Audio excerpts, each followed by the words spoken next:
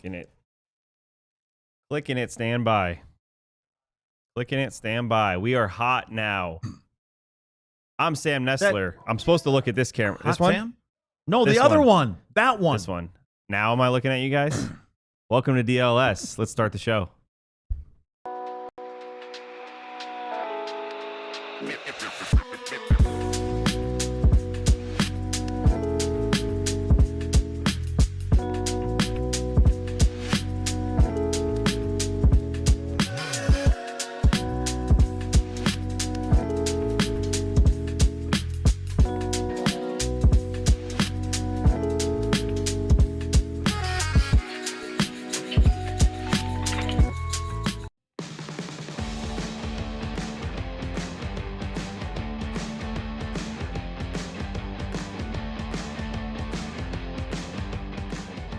It does look like a mini Hershey or a witch's hat. Witch's hat. Yeah, that's Halloween. You know, you can put it on. Yeah. Hello, everyone. Oh, Welcome to DLLS Stars.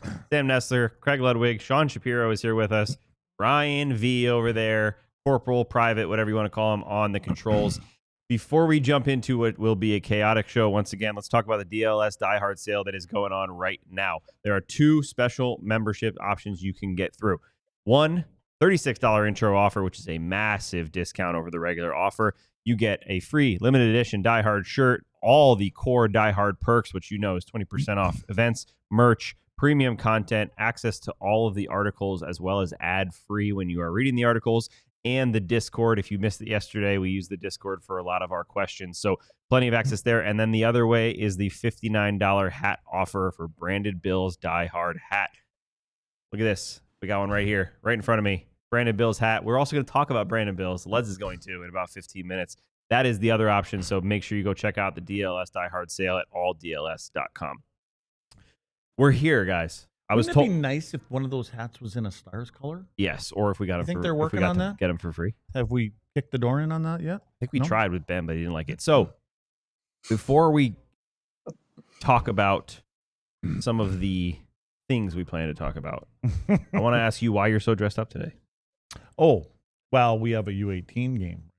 We've got a team from Okanagan, from Colorado town. So we have an 18 game tonight and 2 tomorrow.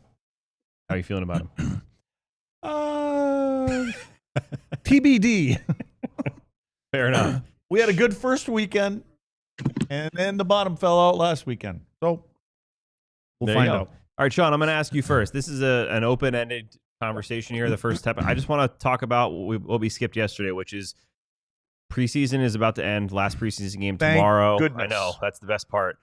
Yeah. We got training camp underway. We had the whole summer of talking about the Stars all day or other 31. What have you learned about the Dallas Stars, whether that's over the summer, preseason, training camp, up into the season? That I've learned during preseason and training camp? Honestly, not a lot. I mean, I feel like every single question I had about this team 3 weeks ago is still the exact same question. So that's... what are those questions for you? We talked a lot about them yesterday. Of like how fears. is Glenn? Yeah, we talked about fears yesterday.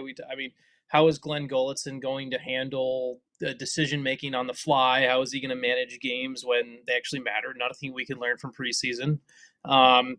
How is Mikko Rantanen going to fit in? I don't like. It's one of the funny things. I'm looking forward to the realness of next week because it's hilarious to me. We're at the time of year where there's a tweet or post or whatever that Mikko Rantanen might play on both power play units, and all of a sudden people are having to discuss that on social media because we have nothing else to discuss. Breaking news: the guy's your best forward. He probably should play as much as possible when you have the man advantage. So, I don't know.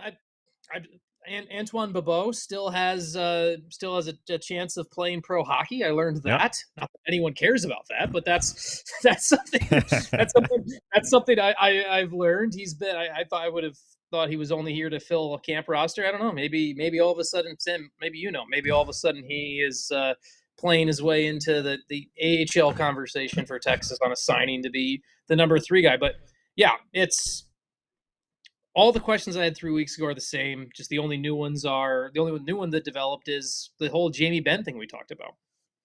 I'm going to ask you, Sean, because I get to run the show today, so I can ask whatever the heck I want. Yes.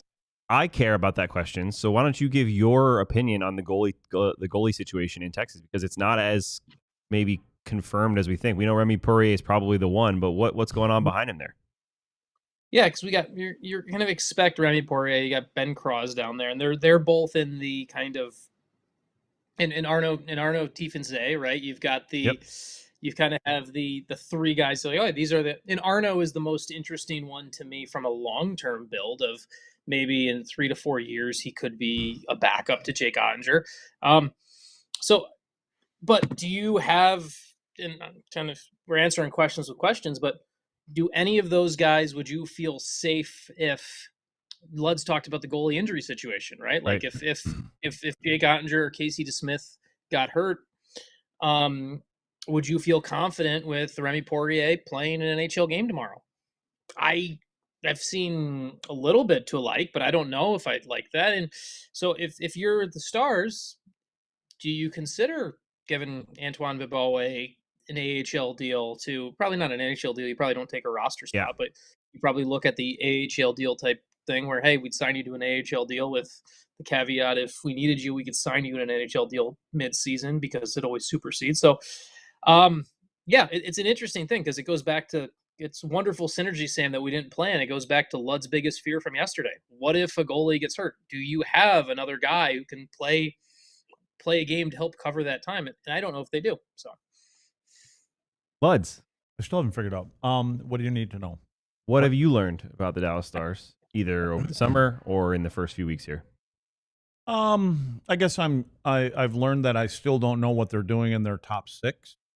I'm not questioning. I'm curious to see if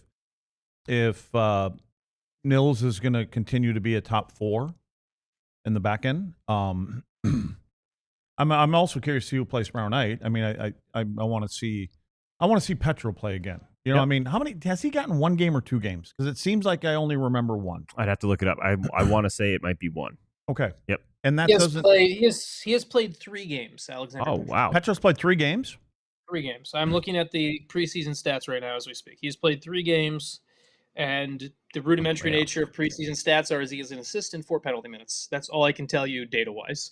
Okay. So Sean, what I would say then, for a guy that is probably a 6'7", I think that's where we have him pegged, that's not a bad thing. That he's played 3 games and nothing poor has stood out. We can't remember, where he didn't do this or didn't do that. I didn't even know he was in the game. Isn't that perfect for him? Yes, exactly. That's my point. When you can get through games and does he have a plus minus there, Sean? What do you see? Did he at least end up even or better? +1. I'm going to show. Yeah. Now are you looking at minutes played? Are you looking at minutes played too? Did he average 15 to 16 minutes or so? I can't get that for the official preseason stats. To give people how rudimentary NHL preseason stats are, I have to look at it on this kind of oh man, style spreadsheet. So I'm able to pull up a little bit, but that's about it. I can get minutes played for goalies, but they don't break it down by player because it's how the we'd have to go find every single game sheet to do it to get the minutes played for preseason. So. And the other thing with all of that I'm just kind of searching for things is when you're going to show, I think next segment you're probably going to pop up the rankings and things like that, which I don't want to blow out of the water for you. Which is when we get to that part, the questions that I have here is like, how did we get there? Yep. So I guess I'm curious. I'm very curious. That's why I want these games to get over with. I want to see the first 10 games. I want to see, is there a steady guy? Is it Robo or is it somebody else that's going to play up there with Hansen Rantanen?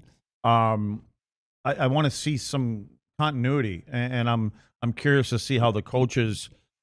I don't know if they're going to juggle guys up there, but I think as players, players want to know who they're going to play with. Yeah. And I'm just, I guess in my head, I'm thinking Robo would prefer to be up there with Hinson. That's what I would prefer. I mean, contract year, Olympic year, all this other kind of stuff. And I would think that he probably figures I can get better numbers and stats playing with those 2 guys, not to take anything away from Duchesne or Wyatt, whoever we're playing with. Yeah. No, that makes sense. And then you kind of go through this top 6 question. One of the things that I have just randomly thinking about today, because I see other things in the news today. Do you look at this roster, guys, right now? And obviously, you'd have to maybe do a little bit of juggling. But when you look at this top six, tell me Jack Roslovic wouldn't make it better. Oh, for sure he would. Yeah. Right. Like that's the whole, like I look at that right now. And obviously we've heard the story that Roslovic apparently turned down an offer from Edmonton in the summer. So who knows what that was? Maybe he's out to lunch for how much money he wants. But I look at this team and you're like, okay, from what I've learned in preseason is it's not like all of a sudden, oh, you know what? Oscar Beck's going to be a goal scorer. It's not like Colin Blackwell all of a sudden grew 6 inches and is going to score 45 goals, right? Like it's not like that happened. So you got a 22 goal scorer who made 2.8 million last year, has no job offers right now, allegedly. Maybe you should be giving him a call to see? A lot of teams should be. So yeah, that's especially because they're missing on the left side, and Golitzin is literally asking for someone to play their off wing. He keeps saying it every single day. I want someone to play their off wing. So go out there. Roslovic's a righty, right? He's a right, and he can play. He can play on his off wing, and he's done it before. He's played both the wing and center. So yeah, it is interesting looking at the lines because as much as we want to see who's going to play where and is Ritzkovian really an NHL guy, there's a lot of those questions. None of them necessarily answer, even best case, answer with here's an extra 20 goals this year, right? It's not. I mean, are you asking Sam Steele to score 20? Are you hoping, like you just said? And I don't know the answer to that. That's my biggest one that I don't know. Why wouldn't you flip flop where they are? If Steele is playing up on the left side there and Wyatt's in the middle, why wouldn't you flip flop those two? Doesn't that solve your problem of having somebody playing? You're saying if it's Steele or putting Wyatt up there with Hinson Rantanen? Yeah, put him up there. Now you got your guy that plays on his offside. He has taken some practice, and he has with played that, there. So, yeah, and now you put Sam Steele, which is I think he's more of a natural. I don't know. I don't want to call him a natural center, but he appears to be a guy that knows how to play in his own zone. He takes face off, blah blah blah.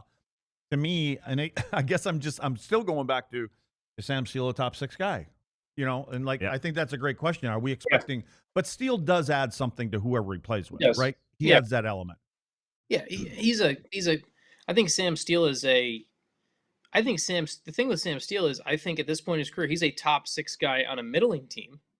Yeah. But should he be a top 6 guy on a team to, once again, not to steal Sam's thunder, but where this team is allegedly going to be ranked on someone's list that we talk about in the next segment? Is that if Sam Steele's in that conversation, are you really as high as this team is? I don't know. That's a great question.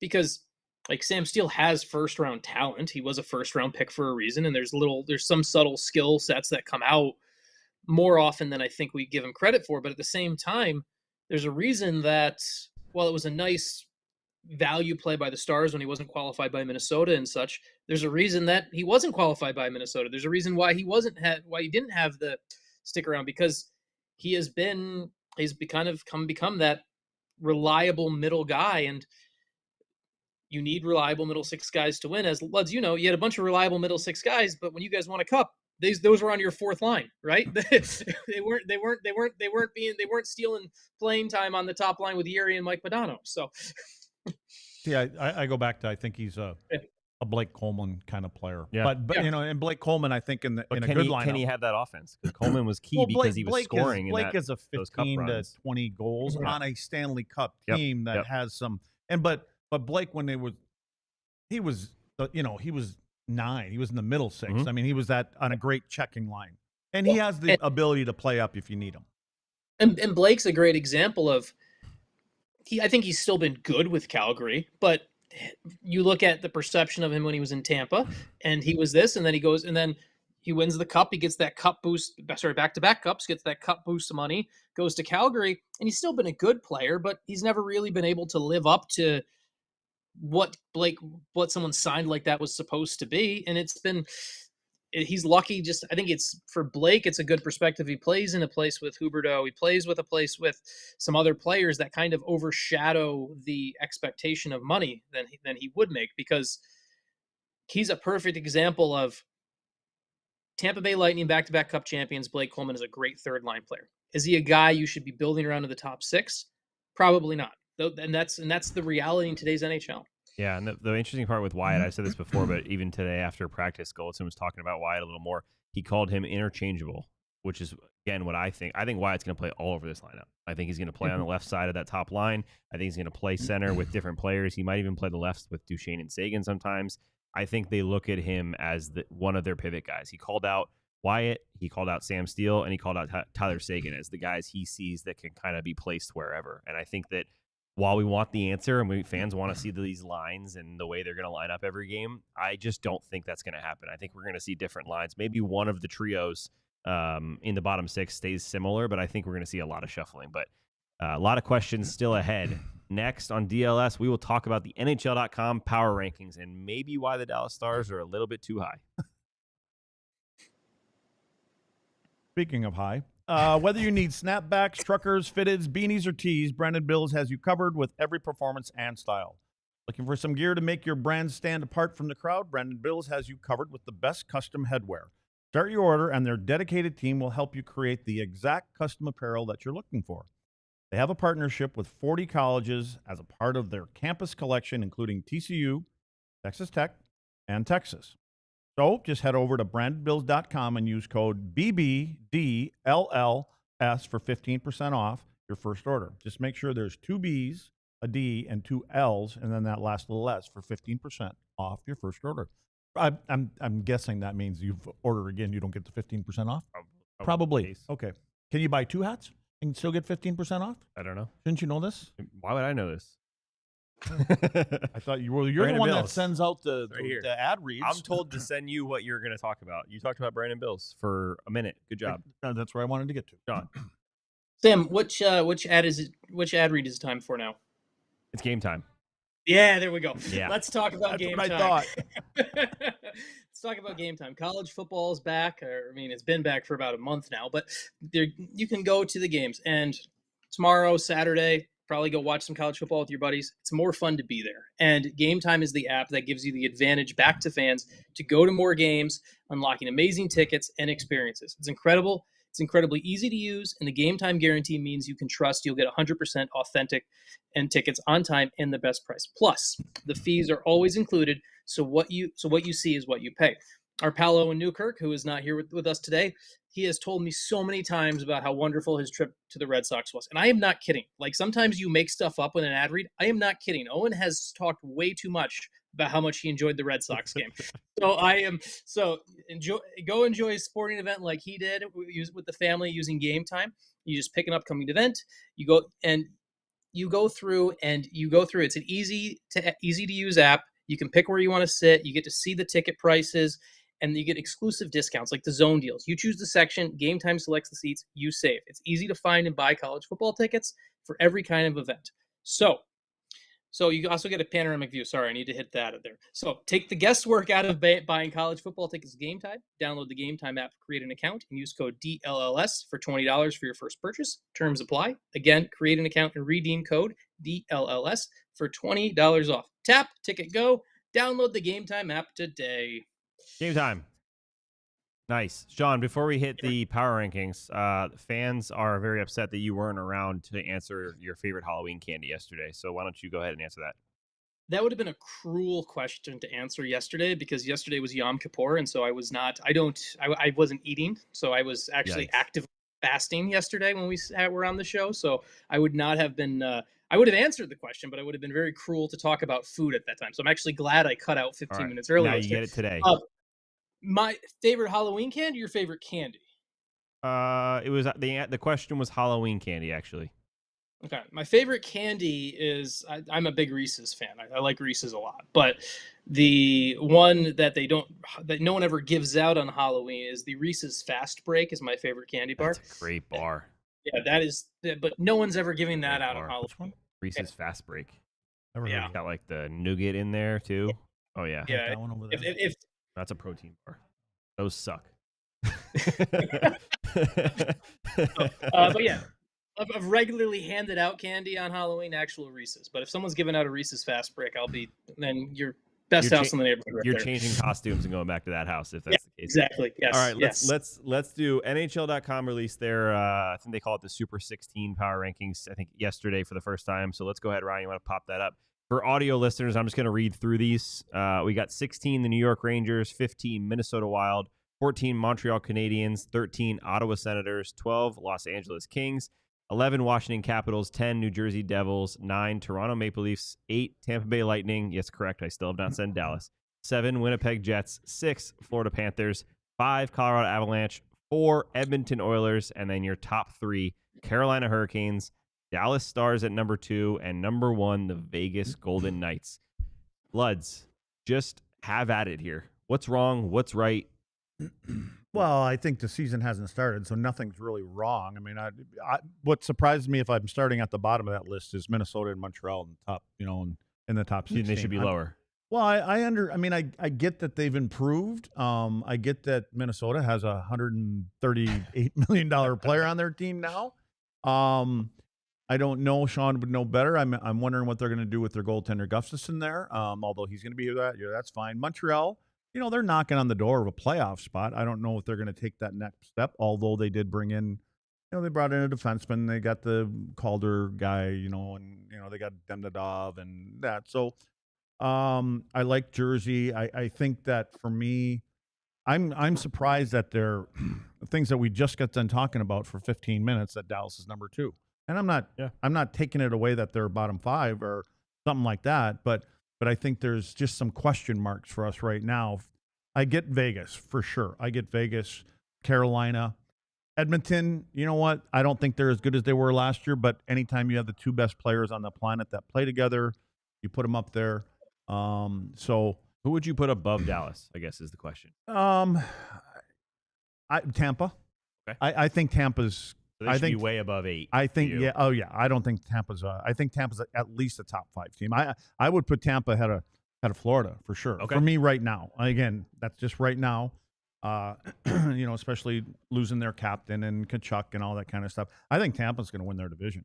That's what I think they're gonna finish there. But Florida's going to be a wild card again. They don't care. I don't think anybody should care. Yeah. I think Florida's the kind of team that is perfectly fine playing on the road, and some teams aren't. They're very good at home.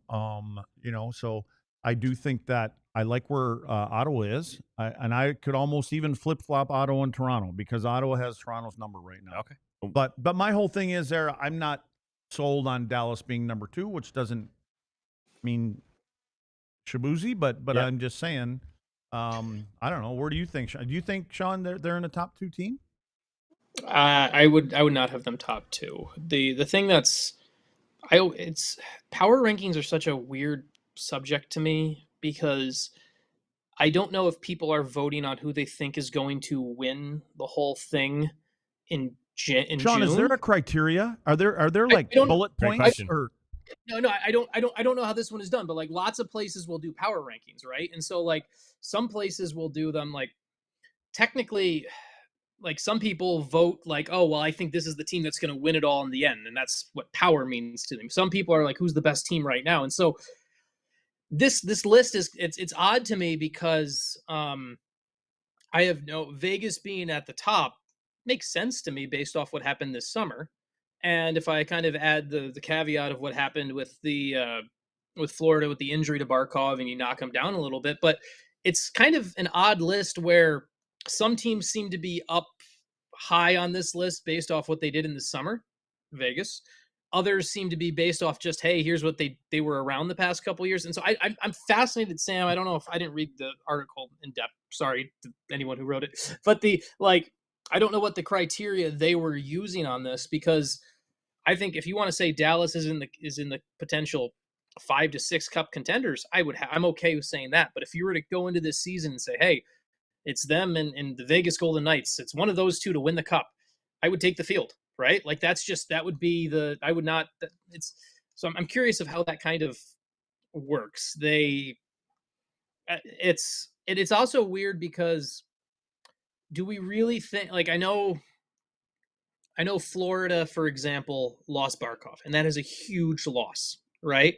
But even without Barkov, would you put the Florida Panthers below the Dallas Stars? Let's just go side by side, right? No. Like without Barkov, would you put the Florida Panthers below the Dallas Stars?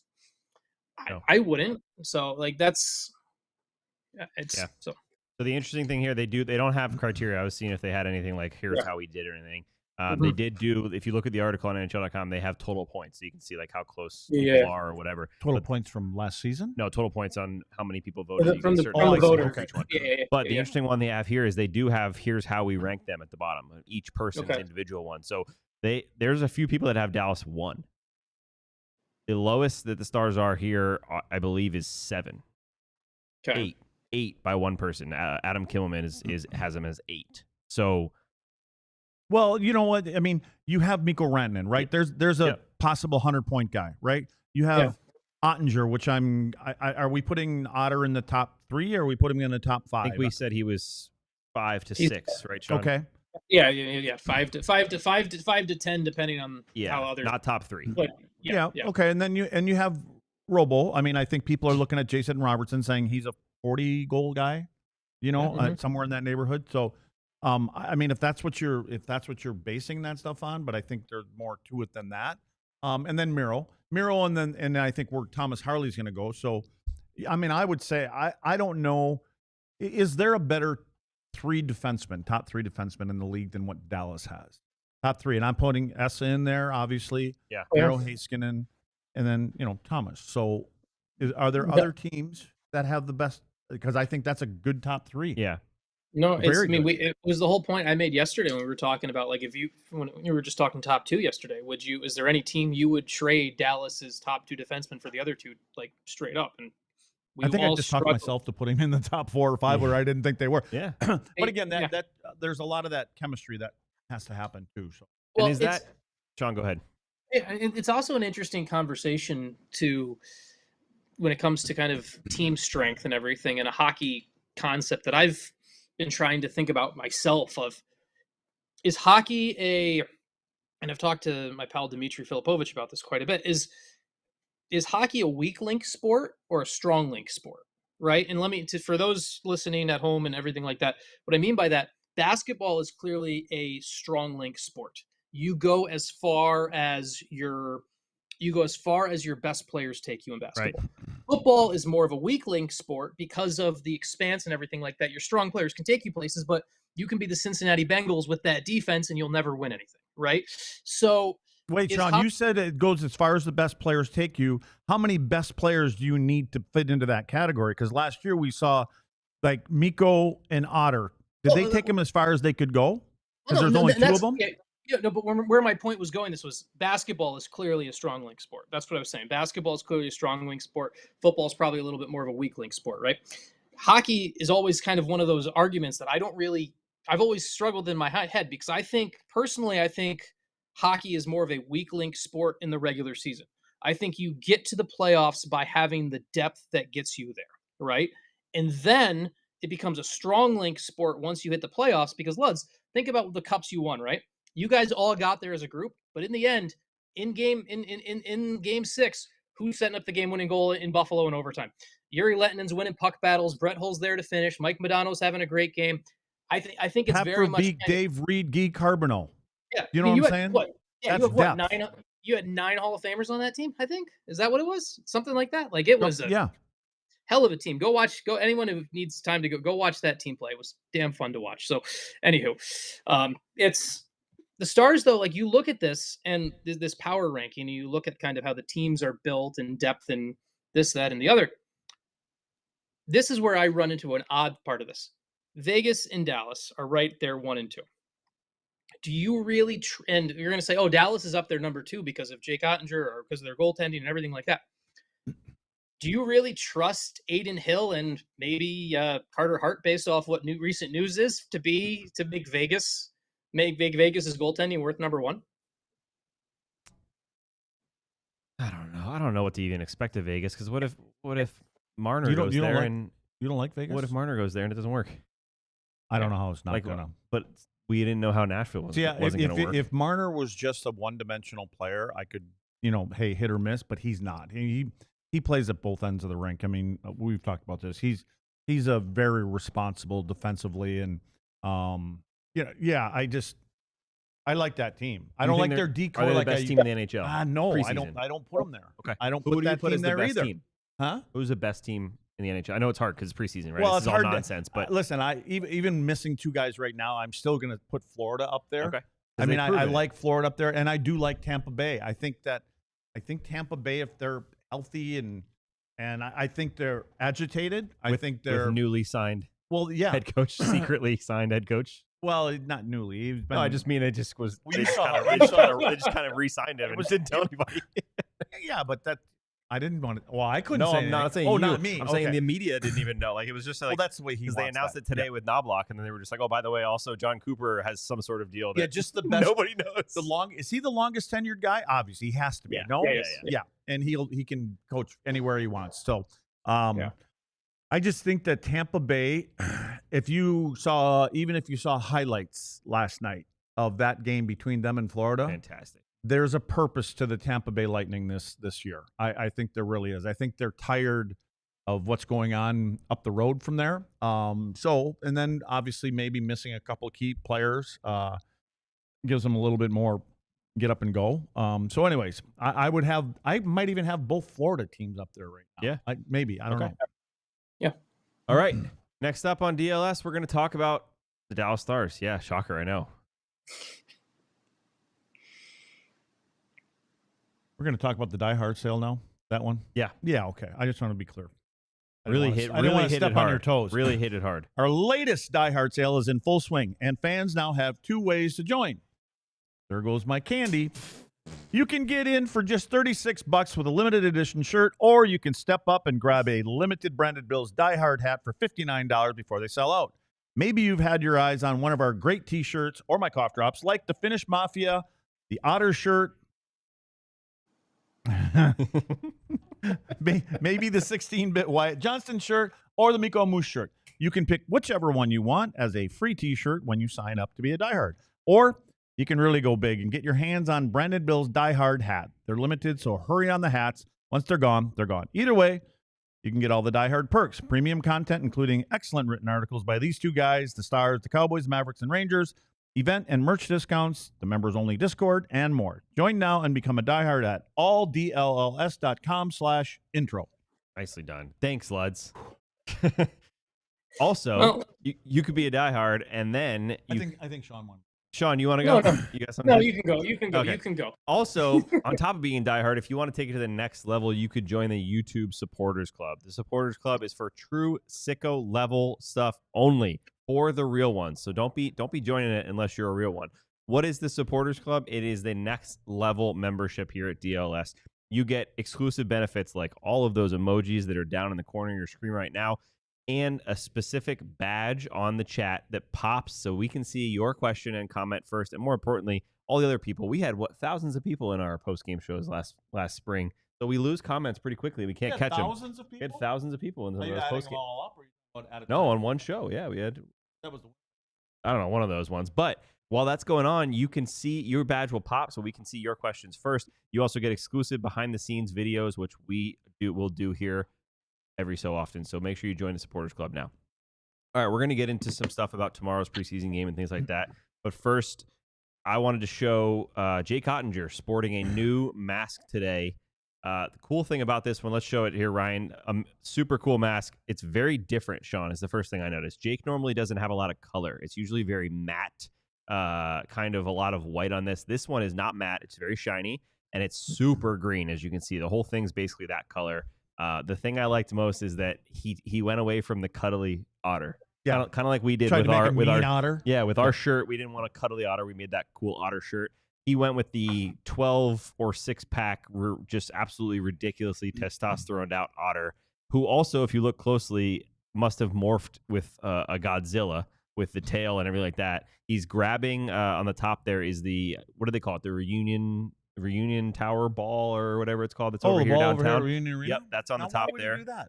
I don't know. Why is he reaching over there? I'm for thinking that? it's Godzilla. You know, That's old Godzilla's school. just That's us. Yeah, That was so us. so that's what he has on there. And then the nickname that I'm hearing from fans is Ottzilla for this otter here. What do you think about the new mask, Sean and Luds? Yeah, I mean it's good definitely got the kaiju feel to it. I like that the Godzilla setup. When it comes to goalie mask stuff, this one I like better than his old one actually, because it's something that's recognizable from afar. Like Yes. I think like Luds played with a guy who had the most iconic mask in hockey history. Eddie Belfour's Eagle, right? You could turn on a TV, you could be in the stands, and you would know that's Eddie based off his mask. I really loved an era when goalies had an iconic look they stuck with, right? Like even Marty Turco had the career gargoyles and everything like that. So I like that Jake has kind of stuck with the Otter theme throughout, obviously, but I don't know. It'd be nice to kind of, if he maybe he sticks with this and goes with it, like it would be this. My one goalie mask take is I liked it when goalies kind of adopted a mentality of this is going to be my look. I'm going to adopt this. And then I'm also going to, it's also going to be something where all the details are easy for the fan to see from afar. A lot of goalie masks now are so intricate and really cool if you look at them up close, but you got to have you got to be super close to see it, and it loses some identity. So I like this one. It's big, it's bold. You can see it from the crowd. I like that part of it. Yeah. So yeah, they're too busy for me for some of them. Yep. I like to look at something and know exactly what it is when I look at it. Yep. I know that you guys obviously know this question. I thought I knew it, but I obviously don't because I'm going to ask it. How much does it cost to get one of those masks painted, and who pays for it? Does the goalie pay for it? Or does the team pay for it? The team pays for all equipment for players. I believe they get 2 a year. Goalies can get 2 custom masks per year. I'm pretty sure that's what they said. It depends on the team. It Yes. depends on the team. It depends on the team. It depends on how they handle it. It also depends on which brand of mask they have. There is a whole cottage industry of goalie masks. I believe Jake uses Dave Art, which is the largest goalie mask painter in the NHL, and Dave Art has a bit of a monopoly on goalie masks. It's funny. There's some equipment managers I know who intentionally push their goalies to use Dave Gunnarsson because he has he paints all of his masks in a barn back in Sweden. I'm not making any of this up. I promise it is all true. Yeah. He works at a barn in Sweden, same barn that his family used to take care of cows in. Now that's where he paints goalie masks.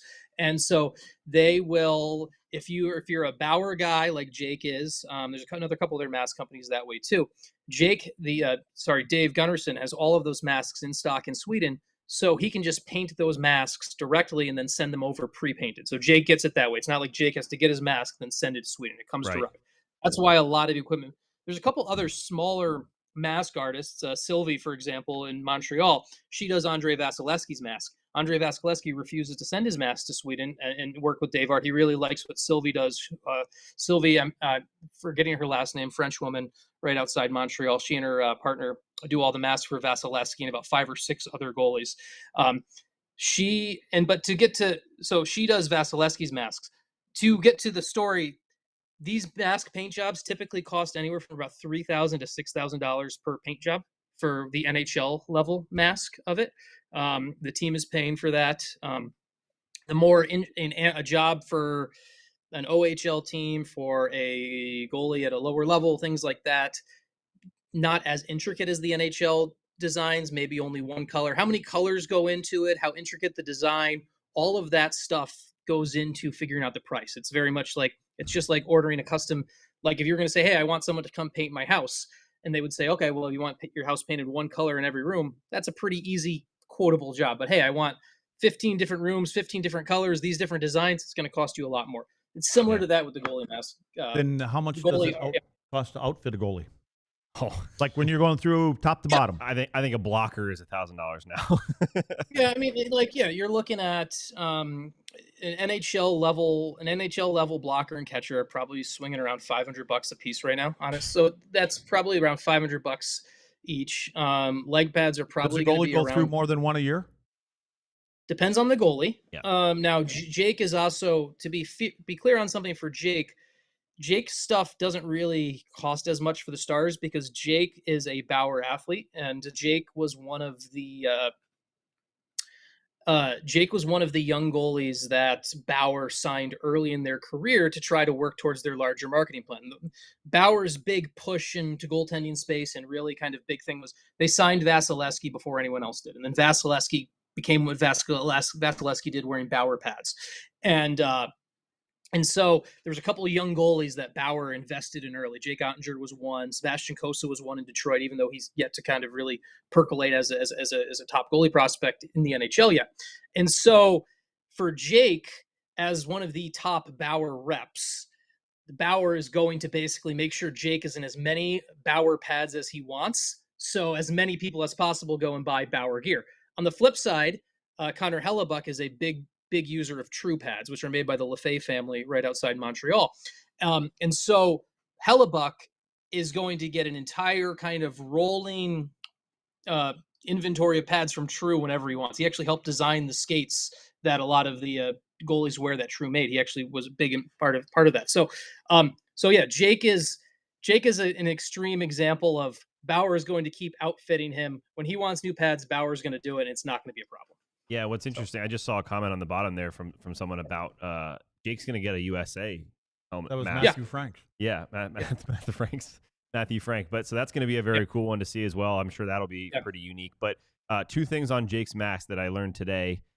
The equipment staff actually designed it, the Dallas Stars equipment staff. I believe they did either one of Jake's last year or one of Casey's last year as well. And the goalies sometimes they just don't have any more ideas. I was told by multiple Stars goalies over the years that the star is not the most exciting thing to be able to use. You know, Casey was on the Penguins. So you can go all kinds of, they have 40 different colors you could use, different designs. He's like, the star is just, there's only so many things you can do. So for Jake, he said, here's what I want. Make sure he has the same backplate with USA Hockey and BU always. And then he wants the otter on there. That was pretty much the only parameters he gave them, and they ran with it. I think they did a great job. The other key is he didn't put a best friend on it, because all of the best friends that he puts on his mask get traded. One would get Oh, okay. They get traded. He had Delandria, and I believe he had Delandria and Marchment on the same mask at one point last year.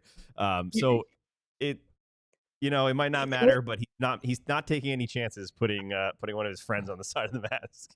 It would have been great if he had put like just their initials on the back plate, just added like MMTD to the back plate. Running down the list. Yeah. Bing bang. We got a super chat? All right. Oh, let's there hit we go. it. Look at that. Super chat. That is a Ludwig. That's Connor Hellebuck. Oh, yeah. Ludwig for Hellebuck. You can play the whole thing, Ryan. I think that is the whole 3 thing. minutes before we got to go to break. Play it. Hellebuck, buck. He played both of them. Playing the one I might have had a couple. How many times are we going to play that during the Olympics? We have to do these shows in the Stars. Opening. Isn't it opening night too? It's opening night. Opening night. Opening night too. Yep. See, we need to get it to start stirring the pot, because we have a big crew from Winnipeg that jumps on our show. We do. That should be a big show. We should start sending darts that way now. That should be like a pack of darts, so that they're like bribing them. They do smoke in Canada quite a bit. Demorier. Yeah. The other thing, so we'll carry this over into the next segment, but I'm curious for you guys, Luds. I know you were talking about kind of wanting what you want to see tomorrow. This is a preseason game, but it's now a build-up. Not only is it a build-up because the regular season is up next, but this is the second team they're going to play and someone they're going to be battling out for the division. So what do you want to see from this team tomorrow at the AAC against Colorado? Most importantly, I want to see him get out of that game healthy. That's what Glenn said today. That was his number one goal. And I always kind of look at players and like, let's just get this one over with. And when you kind of have that attitude, you're not playing at 100%. So I just want to see them get out healthy. And I'm still the same things that I started the show with. I will say now. I mean, depending on who's in the lineup, if Steele is going to play again up on that top line, how does he look that he fits in there? I would personally, I'm hoping that maybe whatever the lineup is tomorrow night, that's what they're going to go in to game one again, and maybe not. But I think they need to have some continuity with their groups, And then again, I'm curious about the sixth defenseman. I'm almost convinced that obviously it will be Nils in there, probably with Harley, and Petra would be number 7 right now, is what I would think. But I mean, it's the same old thing for me. I just want them to get out. I want them to play like they're gonna start the season, and I want to see what happens again.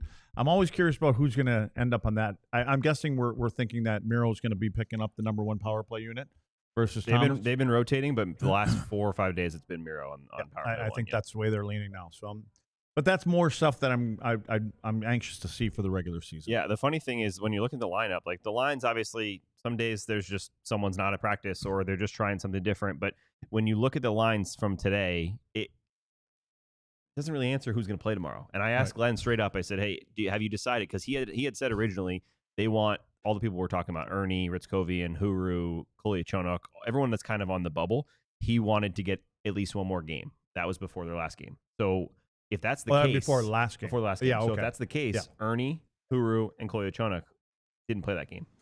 So that would, to me, mean they're going to play. But he wouldn't commit to that kind of either way here. So I'm just curious if they're going to give those guys one more shot or if they already kind of know what they're feeling with that. And then the other question is, what are they thinking for these lines? Because you got Ernie playing with Beck and Bastion. So you're thinking, okay, maybe that's a put together fourth line just to get Ernie in, and maybe Robertson, Johnston, Bork get the night off.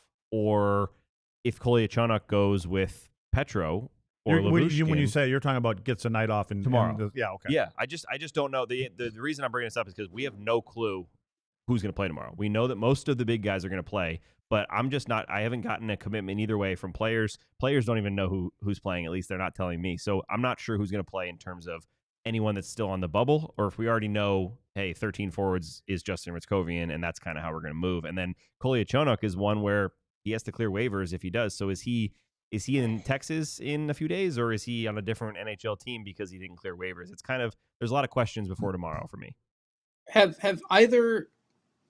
Do we think that the 13th forward spot is decided?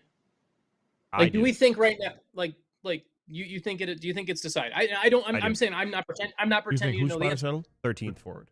You think it's Ritzkovian? I think it's Ritzkovian. Yeah, I don't know. The only thing I don't know, Sean, is I don't know whether if we're game one tomorrow and against Winnipeg, I don't know whether Ritzkovian's in and Bastion's a scratch, or they want both in and Ritzkovian's a scratch. But in terms of who's on the roster, I think it's set.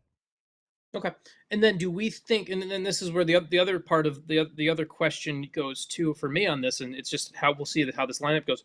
Have they made their decision on whether they want to sign Adam Ernie or not to a deal? I'm assuming if Adam Ernie doesn't play tomorrow, that and once again, grasping at straws here, but probably means that, hey, we're not going to sign him, right? Yeah. So is that, and then the other thing, just the one other thing for me is going to be Jake has not played a full game in the preseason yet, right? So if we assume Jake is going to get a full preseason game, he is. For tomorrow, yeah. So for tomorrow, you want to see, okay, I want to see him deal with some adversity, some traffic in front, because I want to see that game toughness, right? That game difficulty that a goalie can't pick up in practice for Jake. So those are the things I'm looking for. Do you think, Luds, last one, then we'll go to break.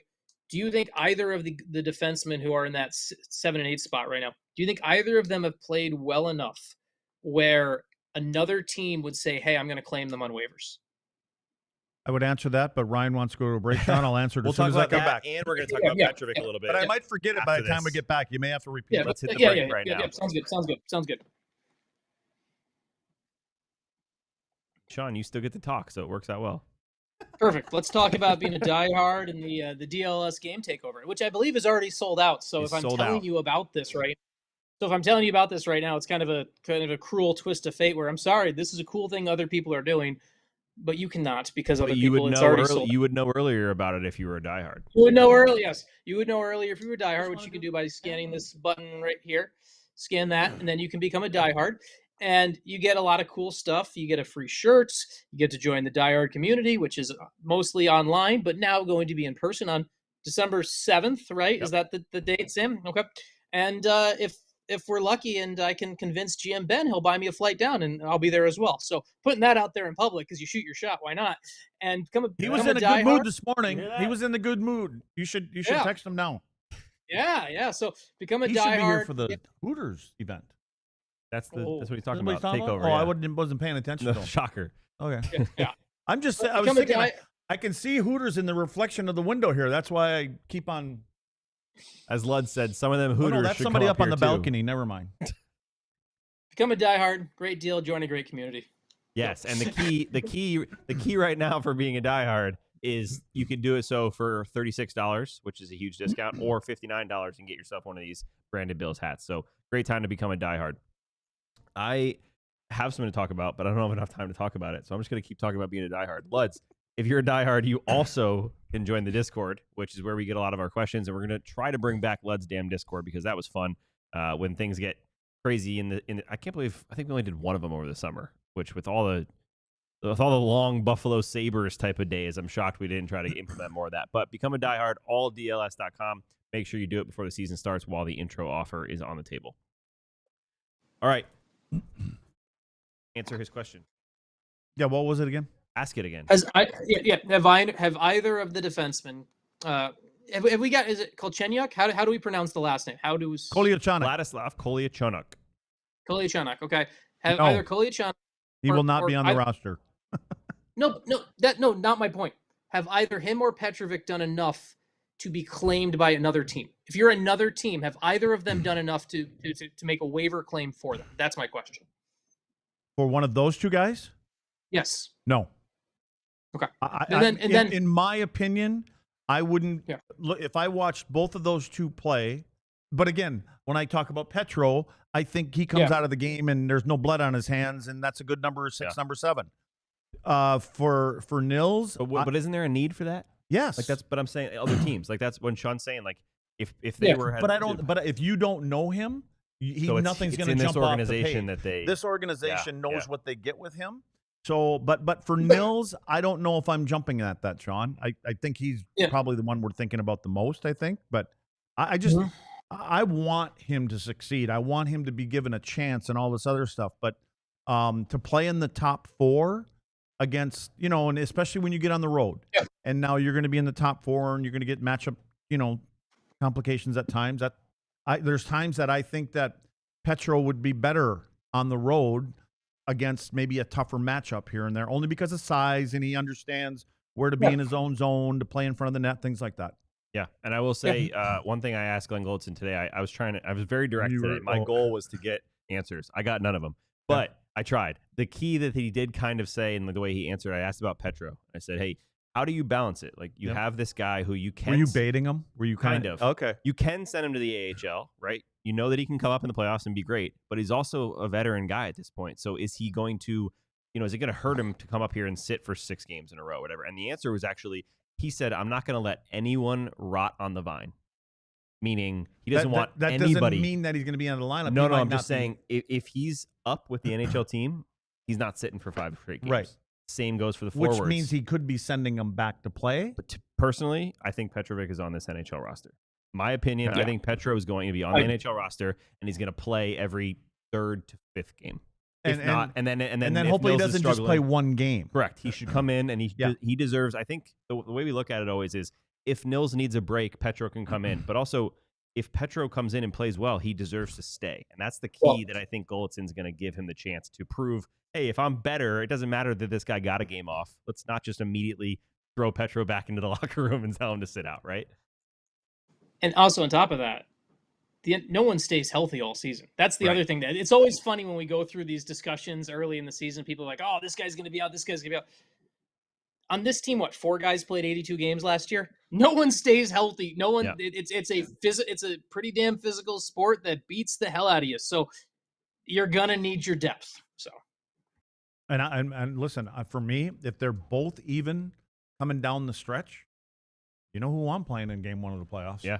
I mean, I'm just saying. And I think you brought it up for size. I think that will come into it. I think matchup will come into it. And say this isn't just for Petro versus Nils or the defense in its own. It's also forwards. We have, if you're looking at the forwards right now and you're playing, a big Florida team or something like that, wouldn't you pick Nathan Bastian over Ritzkovian or someone, Maverick Bork even, because you want them to come in and be a more physical team? Yep.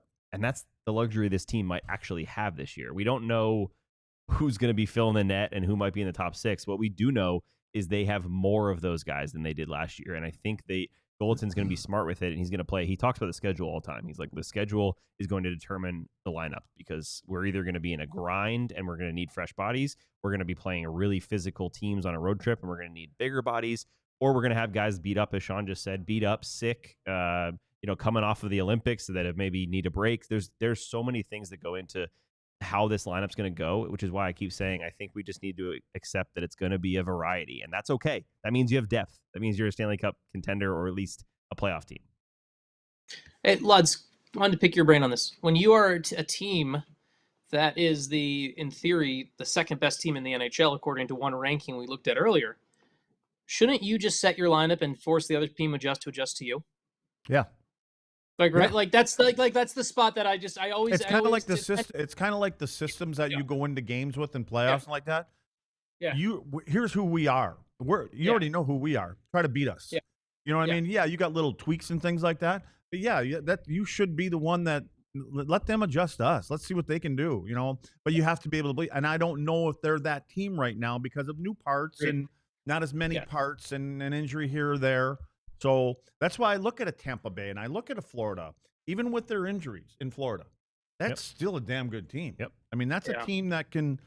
That's a team I think that can weather the storm to get into a playoff spot. Obviously, you know, and again, a lot of that always depends on goaltending, right? I mean, your goaltender has to be playing above par in a lot of the games, and you got to have a backup that can do the same thing, which I think Dallas does. Yeah, right. I don't think that's a weak spot for Dallas.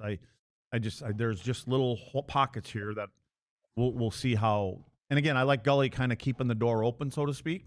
But I also, as a player, even as a defenseman, I want to know I'm playing with, whether it's Zuby or Bundy, Sean Chambers. Just that's who I want to play with, and he wants to play with me. And so we are on the same page because one guy plays differently than the others, and one guy goes over here where the other guy goes here. And I think the same thing with lines. I think they want to know where they get to learn everybody's tendencies on the lines, and we know we read off each other. Luds, who was the if you don't want to, you're an honest guy, so you'll answer the question. Which defensive partner that you played with more than once was the toughest to adjust to play with in your carear? Wait, me? What? Yeah, for you, like in your career, when you're because we always hear about. Honestly, Sean, there was nobody that was ever right in the beginning when Chelly got to Montreal and I played with Chris Chelios. He was kind of like a wild horse. Like Chelly would stay on the offensive blue line. That I never played with guys like that. So I'm like, what the hell is he doing? And he kept 80% of the pucks in that he did. And so I was halfway to center ice by the time I saw Chelly going down the board because I don't like getting scored on.